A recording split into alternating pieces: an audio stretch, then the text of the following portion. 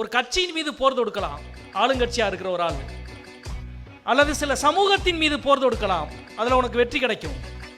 எதிர்கட்சிகள் மீது போர் தொடுக்கலாம், அதற்கு உனக்கு வெற்றி கிடைக்கும். ஆனால் காதலை எதிர்த்து எவன் போர் தொடுத்தானோ அவன் வரலாற்றில் ஒருபோதும் வென்றதில்லை என்பதுதான் மனித குலத்தினுடைய வரலாறு. கடவுள் என்ற சொல்லை போல 10 மடங்கு அதிகமான இடத்தில் இருக்கிறது.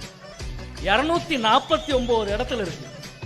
சங்க இலக்கியம் எங்கள் இலக்கியம் என்று நாங்கள் நெஞ்சில் தூக்கி வைத்து கொண்டாடுவது இந்த உலகத்துக்கு காதலை பறைசாற்றிய, இயற்கையினுடைய நியதியை பறைசாற்றிய இலக்கியமாக சங்க இலக்கியம் இருக்கிறது என்பதுதான்.